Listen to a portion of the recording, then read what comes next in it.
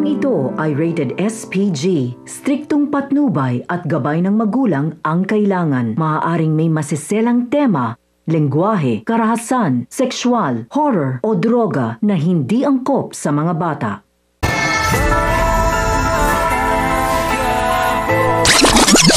Sa pagbalik ni Tess sa ospital ay laking gulat niya nang binayaran na pala ni David ang bill ni Camille sa ospital. At dito nga ay tinanong siya ni Tess kung saan siya kumuha ng ipinangbayad dito. At dito ay nag-alibay si David na ito ay kinita niya sa komisyon sa pagbebenta ng sasakyan.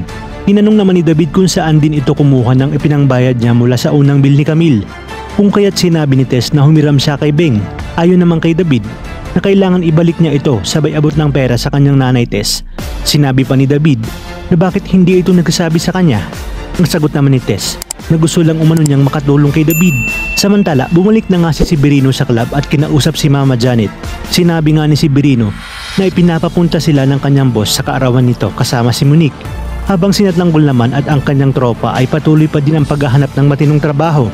Pinulong ni Mama Janet ang kanyang mga talent at sinabi na may pupuntahan silang birthday party at isasama lang daw niya yung magaganda. At sinabi nga ni Mama Janet na si Monique ang isa sa mga nire-request ng birthday celebrant. Kaya naman ganun na lamang ang galit ni Celine dahil siya daw umano ang star. At dito nga ay sinabi niya na isa sa mga kaibigan ni Celine na kung hindi daw mo si Monique at Chiki ang maaalis sa bar, eh dapat si Mama Janet daw ang maalis. Samantala, hindi naman alam ni Olga na pinasusundan siya ni Ramon. At dito nga sa pagbalik ni Olga sa bahay nila Tanggol ay inabutan niya si Tess at agad naman siyang pinapasok ni Tess sa kanilang bahay. Tinanong naman ni David kung komportable daw ba si Camille sa higaan nito. Kaya naman naisip ni David na bumili lang daw sila ng bago dahil nga may kahambugan itong si David. Tinanong naman ni Camille si David kung saan ito nagtatrabaho kaya dito nag-alibay ulit si David. Ayon pa kay David na simula umano ngayon, wag nang poproblemahin ni Camille ang pera. Sa kabilang banda, sinabi naman ni Tess kay Beng na buti umano at dumaan ito. Kaya babayaran niya na ito dahil maganda naman daw ang trabaho ni David.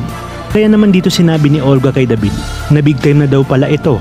Sabay abot nito ng prutas kay David kung kaya't dito nagpasalamat si David upang di mahalata. Sinabi naman ni Olga na wag muna daw magpasalamat si David at baka malay umano niya pagdating ng araw ay siya pa ang magiging dahilan ng pag-unlad nito. Sa inyong palagay, tuluyan na nga kayang maghihinala si Tess tungkol sa tunay na kaugnayan ni David at ng kanyang bagong kaibigan na si Beng. Kaya naman mga kapamilya, kapit lang dahil marami pa tayong dapat abangan. Dito lang sa bagong tinututukan ng sambayanan, ang FPJ's Batang Quiapo.